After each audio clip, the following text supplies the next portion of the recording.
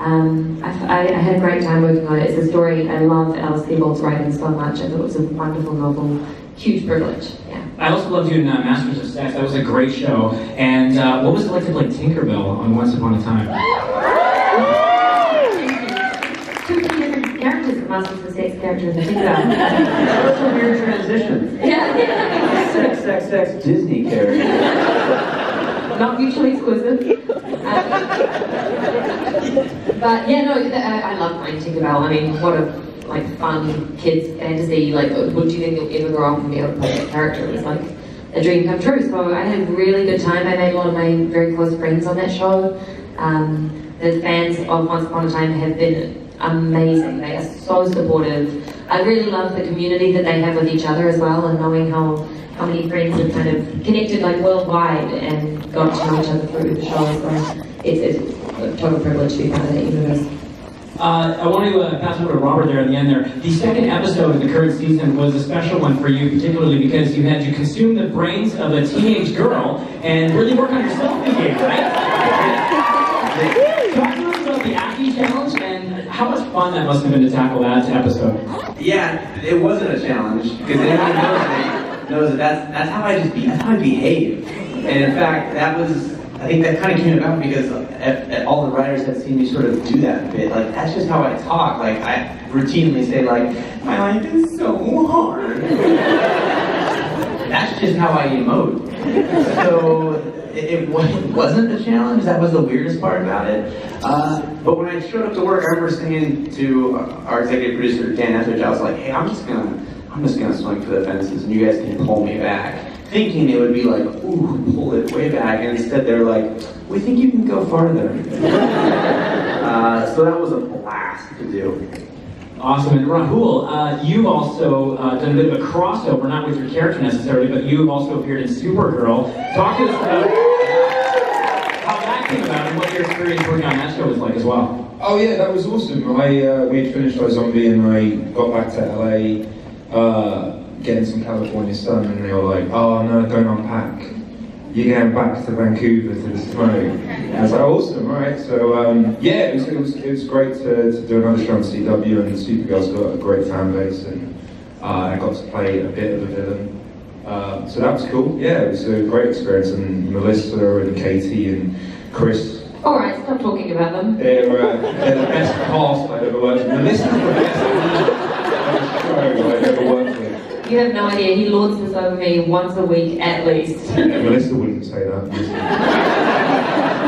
As an actor, was it harder for you to play the sexy sidekick or the sexy bad guy? Both presented their own challenges. And Ali, in addition to your acting, you also have a bit of a singer-songwriting duo with your sister. What can you tell me about that? Gosh, I'm getting shy. Well, we're releasing our EP next Friday, the 17th. Alright, it's this coming Friday. And yeah, AJ and I are finally back making music. It's been 10 years since we released anything under Ali AJ. And oh gosh, Raul!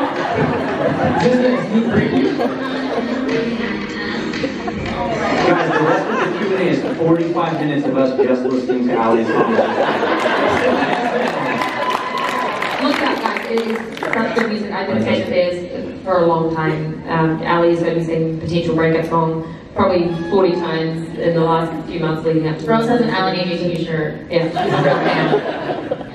And Malcolm, how often do people come up to you and cite the LMFAO video, Party Rock Anthem? Because that is still an amazing song and video, and I love you in that bit. So what was that? What was it like working on that? And do you still have people citing that one when they come up to you? Yeah, man. Yeah, that was the best favor I have ever done in my life.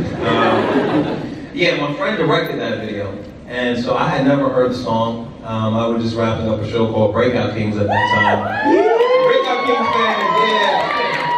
And so when I got back to LA, I literally landed at 11 o'clock at night or something like that, and the director called me and said, would you mind showing up at the Warner Brothers lot at 5 o'clock in the morning to shoot this music video? And I had never heard the song. I showed up, And he was, I'm like, so what's going on? He goes, yeah, so there's just this zombie apocalypse thing, so just talk some smack, at the beginning of the thing. And so it's all improv. We're just sitting there improv, and next thing you know, 1.3 billion hits later, it just blew up. So, but yeah, people ask me, I always gotta say, it'll get in your bones, And now ad-lib that. That wasn't scripted. You made that up. Yeah, I'm sitting there like, action, yeah. What are y'all doing here? It'll get in your bones. And then we and that's how that worked out. That is awesome. Okay, if anyone has any questions for the cast here, you can line up at one of the mics there, and feel free to adjust it to whatever setting you need. I just want to talk about the show itself and how it mixes so many different tones and genres, because we've been, there are many iterations of the zombie genre. I mean, look back to George Romero and Dawn of the Dead and The Walking Dead, things like that. So what, any of you can jump in on this, what makes iZombie special, and why is it carved out such a niche in television? I think it's self-aware, and I think that's probably one of the biggest differences to the other zombie shows. We refer to zombies as zombies. It pays homage to that genre, and it's kind of like with certain zombie films, particularly like Walking Dead. That's exclusive to a certain demographic and a certain age group, whereas this zombie show is it's kind of something in there for everyone. Are you banging out Walking Dead? I'm not being a critic. I mean, what they do is all right and that. Yeah. If you like that sort of thing. Yeah, I think it's because there's a tongue-in-cheek quality to it, like Raoul said, that there's a self-awareness, and I think also just the writing is so pop culture driven, which is, I think, something that just happens to connect with this generation. Yeah. There's an accessibility to it. Yeah. And I think it's also the pre-zombie apocalypse. Yeah, you're seeing it happen one person at a time. So I don't think many zombie shows explored what happened before the apocalypse happened. Yeah, the prelude. That's a really good point. Okay, let's open up to the questions here. We'll start on this side. Go ahead. I was just going to ask one thing. Before we finish, can all of the people who are dressed as Liv get together at the very end? I just wanted to get a photo with all the Livs. Oh, yeah, totally. Just before everybody leaves. Oh, and we're also, for the best Liv, we're still giving away a Destiny 2 on the Xbox. So you better have an Xbox if you're interested. So yeah, so you can Is get it the with it? best cosplay. Will you be giving them the free Xbox as well? Questions? All right, go ahead there. Alright, how are you guys doing today? Okay, so I'm an actor myself, and if there's any advice you could give from your careers, and this question applies to all of you, if there's any advice you could give me, it would be greatly appreciated. You know what? You need to Raoul and Rob are going to give you the Raoul best. and Rob are going to be the best advice. giving a podcast. Can I speak on this? Sure. Well, I'm going to now. They're going to be doing a podcast of acting advice. Some more questionable, but some valid, hopefully. And that's what you need to listen to. What's it called? Just outside the actor studio. That's really good advice. Maybe the next time you ask someone who's genuine, sincere. I'm gonna need I feel like you. It's gonna change lives. My advice, the sincere advice would be don't get into it unless it's because you love the way it makes you feel when you do it. Like if you're in it for any other reason, like rejection is so the norm. Like if you love acting, you love the way it makes you feel, go for it. But if you're in it for any other reason, it's a grind. It's not worth it. So I'd have to say, like, if you love the craft of acting, go for it. That's a really good point, because we had Neil McDonough up here yesterday, of course, from various shows. But he was also saying if there are a couple of things that you want to do and you're on the fence about acting, do the other things too, because if you're not 100% committed to it, like you say, it is a grind. Yeah, it's one of the few professions where I think getting used to accepting face-to-face rejection is part of your skill set. Like that's tough, man. But again, it's absolutely worth it if you love what you do. I think it's calling for an intervention. Max, are you? Guys, I just feel so alone. This is the worst. So seriously, I haven't been sleeping well. All right, let's take a question over on this side. I was wondering if you could have anyone guest star on the show, whether they were a zombie or if you had to eat their brains, who would it be? Is this like a realistic guest star or like a fantasy world, like Fantasy. Fantasy. Ricky Gervais? Oh, How that's could you great. Imagine that. And him is like the villain of season 8 or something. Rihanna. Why? She's a great actress.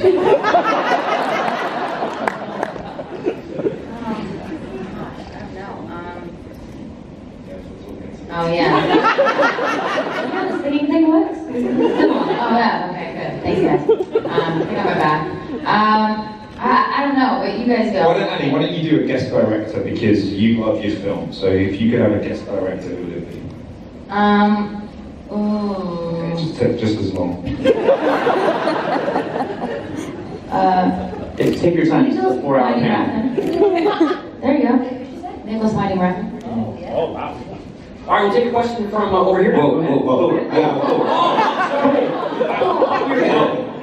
You gotta respect the rest of the queue. Malcolm, you have the floor. The conch is yours. I was gonna say Rob Thomas himself. I think it would be awesome for Rob Thomas to make it. I would say Bill Murray. Because we've seen him do one zombie project and he crushed. That is true, yeah. Okay, we're done? Can we move on? Yes, Okay, we're good. Let's take one over here. As much as I love iZombie, I have to ask the Power Ranger question. One clap. Where do you think that Summer Thank you. is today, and what is she doing now? Where do I think, pardon me, what Summer is doing now? Yeah. I would like to think she didn't go back to being a spoiled princess. Hopefully she's still kind of doing good, doing some serious martial arts. Hopefully she's not fighting rubber monsters anymore. I think that chapter for her life hopefully is past. I think you've got sort of like a stretch of time that you can do that for. Yeah, no, I hope Summer's doing well. I love playing that character. It was so fun. Like, can you imagine going to work every day with like the people I worked with, most of them I'd actually grown up with. Like I knew them as a kid. And we just like went and like learned this fun sort of stunt training and shot 10 minutes down the street from where I lived and got to tell these fantastical, crazy stories that actually didn't air in New Zealand because, you know, Power Rangers is banned in New Zealand? Yeah, but it's not allowed to air on New Zealand television because it's too violent. That's the most Kiwi thing I've ever heard. And by the way, like, they will air, like, The Wire and, Sopranos and all these edgy things. Power Rangers is too sinister for New Zealand television. I know. So interesting. Think of the children. Think of the monsters. You know? I think it's real like monster. Marginalizing monsters. All right, we'll take a question from over on this side. Go ahead. I was wondering if you could eat any brain that lives bin on, which one would you eat and why? Stripper brain.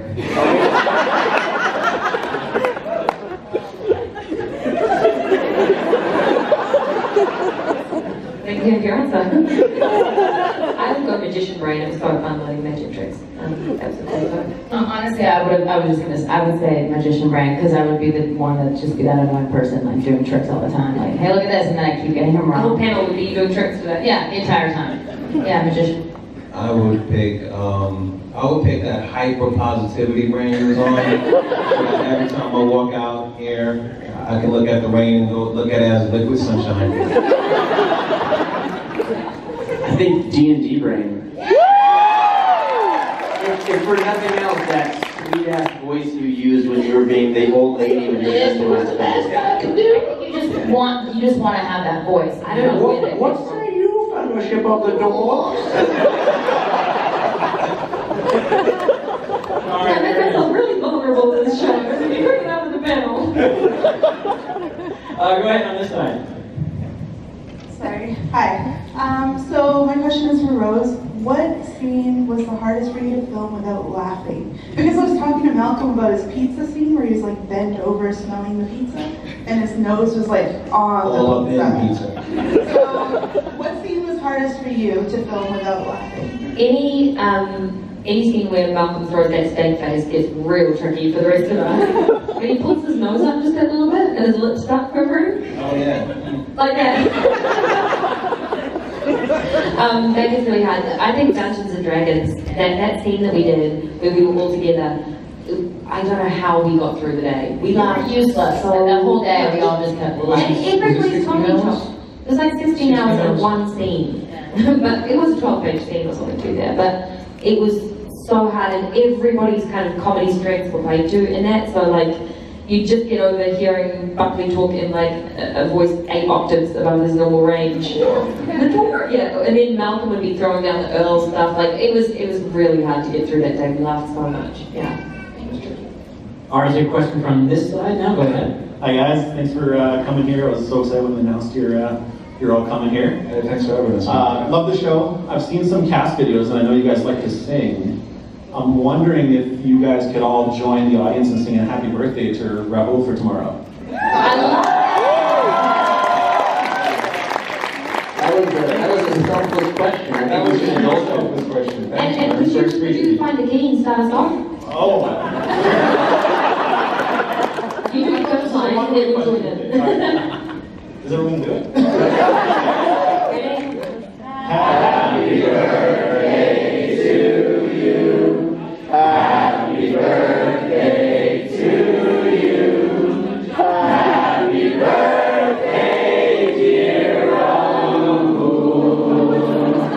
Happy birthday to you.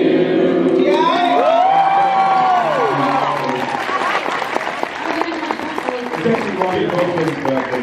It goes DiCaprio's on the 11th, Gosling's on the 12th, Cody's on the 13th. But I appreciate it. Thank you. Far. And also was that we went last night to karaoke actually, all of us had already sang some serious happy birthday music to you. What was your Buckley's go-to? Careless Whisper? Careless Whisper? Yeah. Wait, and you guys got that. You and Malcolm did a good We did Forgot That Train. Yeah. You and I did The Killers. Yeah. Somebody told me you and I did Elvis Presley, Can't Help Falling in Love. And no one asked. No, no.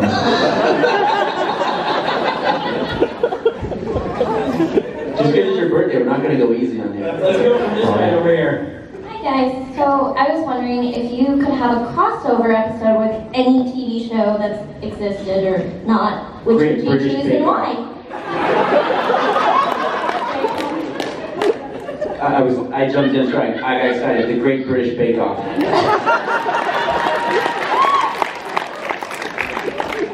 Love that show. Real Housewives of Beverly Hills. Rick and Morty.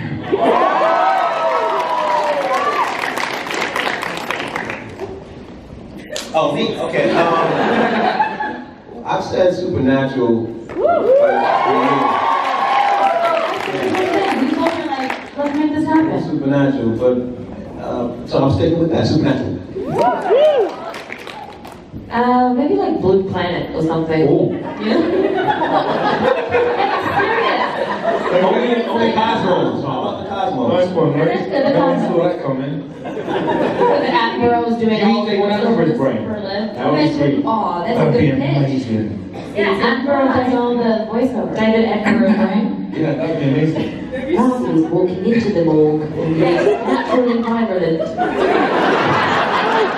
What else up there? Okay, let's take another question from this side. Hi. Hey. I'm Sam. This is my brother Peter. You were huge fans of the show. Some of our favorite episodes are the season finales. They're just fantastic. The writing, the level of brutality that it was, like for the first season, that last episode threw me for a loop. And I was wondering, what was the funnest one to do? I mean, I'm pretty sure I know what was yours favorite. That first season one was insane, but I'm just wondering which one you guys found the most fun to do.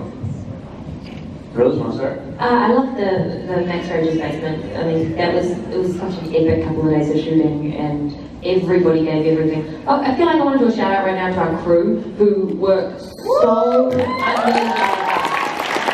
And you know, everything that we come in and do, like people locations, hair, makeup, people are there before we arrive every day and they leave after we leave. And for those Max Ranger days, it cools on every week. There's some crew right there. Raise your hands. And everybody's local. We were talking about everyone except you guys. Yeah, don't get big heads, please. Okay, we'll take another question from over on this side. Mad Max, that's a great cosplay, man. It's one of my favorite films. Nice. That's terrifying. It's supposedly the mask like made of a face of the guy's mother, which is even worse when you look at it. Oh, wow. This That is the creepiest intro to a question.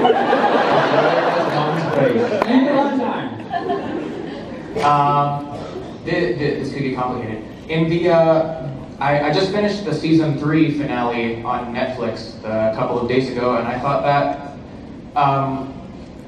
because these episodes have a formula to them, right? Like it's like you solve the case by the end and everything, but that season 3 finale really reinvented everything. Like you could see like this could turn into a totally new show, bringing in like different sci-fi themes and uprisings and everything.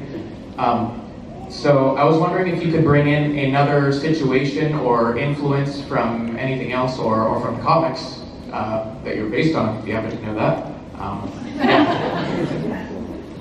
Where would you bring them from and what and why? Well, it's been a great panel, everyone. Have a nice day.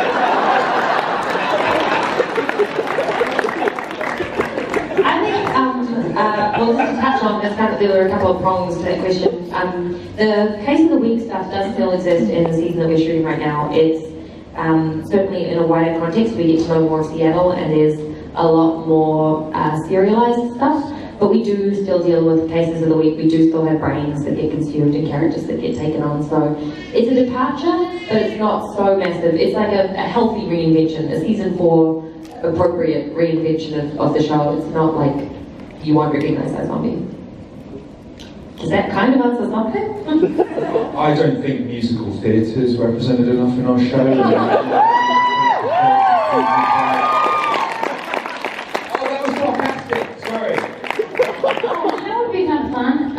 Is like, I don't know, an episode, I don't know, go with me here on this. Maybe black and white, like film noir, like detective old school style, with Rose trying to solve the case. Don't always have a lot of good ideas here. Kind of You had nothing. Yeah. Okay, guys, full of ideas over here. Okay. I like that. Okay, let's take a question from over here. Hi, my question is, it needs a little bit of an explanation. So my acting teacher, he tells me that I need to do a lot of vocal work if I want to compete with like actors from Britain or Australia and like that, because Yeah, they take a lot of our jobs. Yeah. Deal with it. I don't think we can build a wall in the Atlantic Ocean. Anyway, no. Anyway, so is that true that like you do a lot more vocal work than say Canadian and American actors? Because I don't really believe it's true per se. It's a schooling though, right? It's more the. I think it's more schooling. It's a volunteer training. I guess like. I think for me, New Zealanders have the laziest accents in the world. We barely open our mouths, so like when we talk. So I like the country so much. Our accents suck, and so when you want to, if you want to work on an international playing field, you actually have to develop some elocution, and you have to work really hard to do like a strong American accent. I'm going to drop a real spoiler right now. I'm about to drop a real spoiler. I don't think I've told people yet, but currently Liv is on White Rapper Brain. And so I have to learn like how to rap quickly, and with my like it takes me a lot of time to warm up in the mornings, like just to get my mouth. Where's not if it's Lauren Hill? Oh. Rolls around for real. Yeah. Like, for real. Can you not imagine that was on a little bit of pressure when it was the episode? No, but it does. It's like so maybe because naturally I'm not as eloquent as Americans or Canadians. I work really, really hard when I'm shooting to try to compensate that. Maybe? I don't know. I don't think it's just training. I think that's like It sounds like more dialect and more speech versus vocal work. Just knowing different accents. being Yeah, able I mean, to- the fact, Rose goes in and out of the American accent to her natural accent so seamlessly. I mean, it's incredible. And I think, I know I can't do that. I'm terrible at accents. Like, it's the running joke. Like, they'll be like, hey, boss, do a Russian accent. And just to be an idiot about it, I'll be like, what part of Russia? Because all of my accents start vaguely British and end vaguely Australian. Like, I'm terrible. So what Rose does, it's incredible. No, also, you didn't grow up listening to, I'm making a wild assumption here, a ton of Russian audiobooks, or... My thesis statement was about Russian folklore and song. So I have a little background, yes.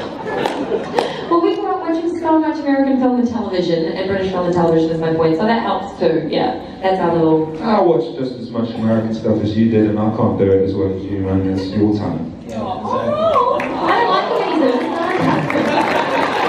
But Melissa, her accent, incredible. All right, let's take one from over here. I'm still relatively new to the show. The reason I got into it is because I'm a huge fan of David Anders from Hero. Who's that? Oh, yeah.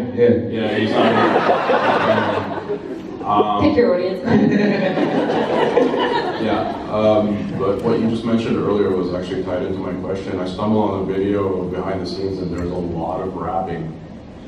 I know I saw Raul do some Eminem, I saw Malcolm do some Ludacris, and there's just 90% of that video is just rapping. Is that something that just goes on between takes, or like what is it? Because the whole show, I mean, the pilots got started because someone found Rob Thomas's mixtape, and that's where iZombie started. So we're sort of rooted in backpack rapping.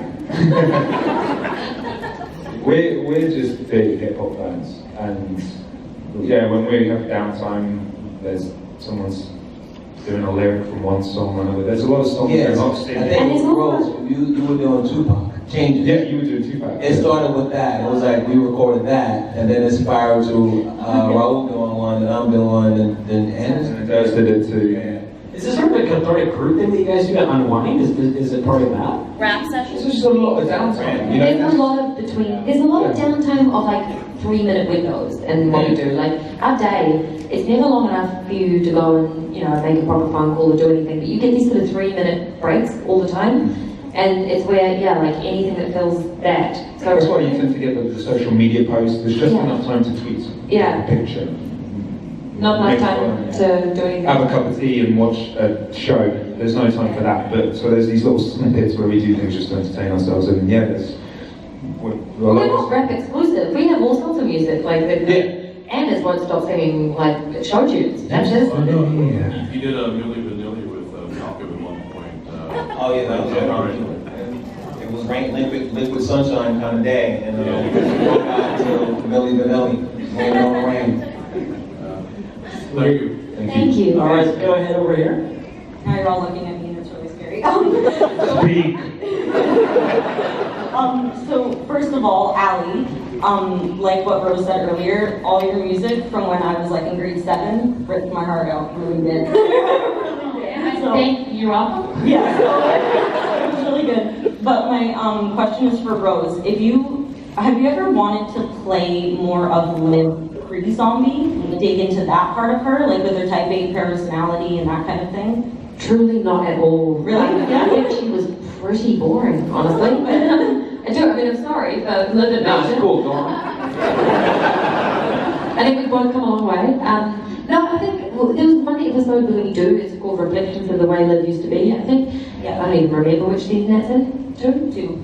Oh, yeah. So yeah, it's interesting to touch on the sort of maybe fastidious personality traits or things like that. But I actually think what I love about the show is it was when Liv lost control of who she was and when she was faced with like very real chaotic life changes that she developed a personality and she became somebody that I wanted to play and who had a purpose in her life and who I think is hopefully the reason that people bother to dress up and take the time is because she stepped away from the norm. So I'm not really interested in playing the old version because I think it intentionally was fairly safe and stable and unsurprising. So I think that unless that got subverted and really turned on its head, it's not something that I'm, itching for the writers to go back to. Well, when you ate a type A brain in one of the seasons, we kind of saw like a little bit of it, so it was a little bit of a taste. Exactly, that was kind of a healthy amount to me, like a glimpse of what it was and a relief that she's able to kind of let go of some of the hard and fast ideas. Yeah. Well, Zombie Live is way better, so. Awesome, thank you. All right, go ahead this time. Yeah, this question's for Rose. How long does it take for the makeup process?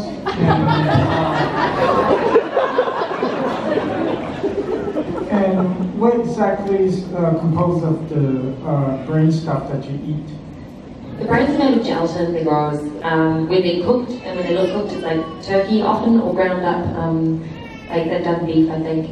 And those are always much more preferable, but yeah, the gelatin's disgusting. And the makeup process is really quick now, weirdly quick. Yeah, I think he takes longer to trim all of this. So, yeah, I just kind of get a little airbrush of white paint and a wig plopped on. And that's kind of, we've managed to get it down to an hour and a half, which by the way is not dissimilar to how long it takes me to look like Rose too, so on a good day. But yeah, it's not actually too bad at all. I feel very fortunate that we have really great technicians. Amber Trudeau, who does our makeup, is incredible. She's so talented and she does a great job at that. Yeah, thanks. All right, guys, we're quickly running out of time, so we only have about 10 minutes. So I apologize if we don't get to all of your questions. I really appreciate that you all wanted to line up, but we just won't have time for all of them. But we'll get through as many as we can. So we'll just go over to this side right now. Hi, my question's for Rose or anyone who's eaten any of the brains on the show. Like, I know you were just saying that you thought the gelatin stuff's pretty gross. Are any of the brains food recipes, like any of your favorites or anything that you'd actually like legitimately want to try, or any that were completely disgusting? That was like a spicy chili broth that I asked Juno, our wonderful prop chef, for the recipe for. I was like, Also, the ramen was good. Oh, we had ramen in the scene, and it was really legit ramen. But it wasn't brain. That burger that Robert ate in episode 2 of this season. No, it was the chili dog. Oh, the dog, yes. But we eat a lot of prop food on set. And actually, one of my favourite moments was when Raul showed his newness in season 1 by we were doing a scene where we were all eating a lot of Chinese food, and the first take, like we set up the scene, and everybody knows if you work in these, like, be really selective about what you eat and how much of it, because you're going to have to repeat that many times. And Raul thought it would be funny to like scarf a whole. What was it that you were eating? It's an egg roll or something. It was an egg roll. And almond chicken. And it was, I got it done in my take, and then, I don't know, 25 takes later. You looked like I still haven't had one since, and that was 4 years ago. And then I did the eggs as you well. looked gravely unwell afterwards. There's a lot of oil and heavy, it just, you learn those things. That's right. Thank you, man. All right, go ahead on this side. Our questions are totally related here, but I was wondering, are we ever going to see like an iZombie cookbook? Because you seem to like cook one thing up per episode. I thought it'd be really cool to turn all that into like a big cookbook. Fans have actually made a couple of those, and they are amazing. There are some that look like very quality, saleable, sort of publishable, printed books of Liv's recipes, and they're like detailed. It's so imaginative. Half the talent that comes out, like the things that we see. The drawings that you guys do, the like cosplays, the editing that people do of the certain sections of scenes and things, it's mind-blowing. There's so much creativity out there, and so yeah, people have done that, and if Buckley gets his way and it gets a Great British Bake Off crossover, maybe there'll be a few books. All right, go ahead on this side. Hold on, I'm too short for the mic. Okay, so this one's also for Rose. Sorry. You don't have to pay for this letter, guys? So what kind of warm-ups did you have to do for eating like another brain every week and playing a different character every single episode? You don't get very much time, so something I've sort of celebrated is I prepare what I can, I look at YouTube clips, I talk on the phone to people who I think might have ideas. I do fairly rudimentary prep, and then I have to trust instinct quite a bit, and I also have to be very happy with being inconsistent, and that's been pretty liberating as an actor. It's like, it takes away the pressure of, you've got 6 months to play this character and here's all the time, and you get so in your head about it, and I just don't have that time on this show, so it's always a bit of a roll of the dice, and I have a lot of support, and the writing really, really helps me. So yeah, there's not really too much to the warming up, other than, as I said, you know, like dialect-wise and everything. Okay, thank you. Thank you so much. All right, go ahead on this side. Hello. My question's for Robert. It feels good to do that. My friend Shelby and I want to know if you own a Killer Ab shirt. We talked about this earlier, but I want to know if you actually have one and just wear it around day to day. I own more than one because I asked the costume department to make me like a dozen when I found out this was happening, and so I own more than one currently, and the few I've given away I think have never been worn, which bums me out. I'd wear it. But yeah, Pretty good shirt. it's a great shirt. Unbiased, I think it's a beautiful shirt. Just as a fan of fashion, I think we can all agree it's an amazing shirt. All right, guys, we just have time for one more question. I'm so sorry. So go ahead. The last word goes to you. This one goes out to all of you. I was wondering what inspired you to become actors. Good question. Star Wars.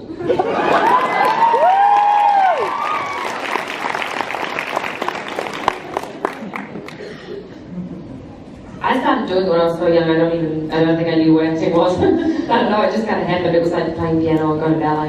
I did sort of random parts in short films and things, and it just kept happening. And it's the only thing that doesn't feel like a job. It feels like a passion, and it feels exhausting, but it feels like it's such a privilege to work as an artist. And yeah, I've been really, really lucky, and I know it's not always that straightforward and that easy. And I've definitely had dead spells where I haven't worked for a long time. But it's always kind of been in and out of my life, and it's kind of always made sense. I think I would say Mattel, Barbie. Yeah, like I don't know. There was so much like Barbie doll playing as a kid and role playing that happened with my sister and I that I think that's how we got inspired to become actors. There was this source of imagination that seems so endless when you're a kid, and I think that started at a really young age, and then that obviously transitioned out of Barbies, thankfully. Although we did play with them like a couple years too long. It's like, this is weird. There's like photographs of me as like a 15-year-old with a Brat doll, and it's a little scary. But yeah, I don't know. I think it's just the idea of being able to go on this journey and become another person that you don't have to be you for the day. There's a really exciting aspect of that once we put on our character clothes, we become this whole other person. That's, I think, a huge part of the process is the wardrobe that you're wearing and the set environment that you're in, the props that you're using. All those things, I think, really come into play when you're developing your character. Star Wars.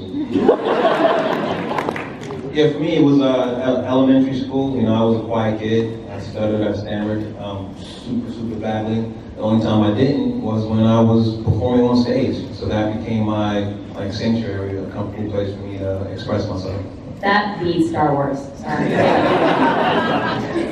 You guys might not believe this, but I've always been pretty dramatic. So acting just fit, and it scared me and it excited me, and once I did it once, I was like, oh yeah, it's a no-brainer. That's what I want to do. And you also were working as economic, what did you do? As an economic litigation consultant. Boring. All right, thank you so much for spending some time with us, you guys. Give it up for the cast of High School.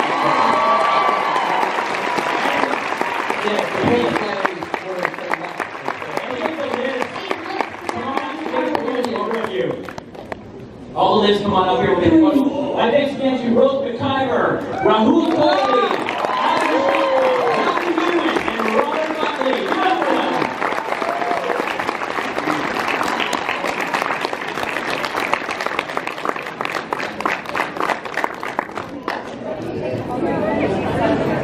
Yes.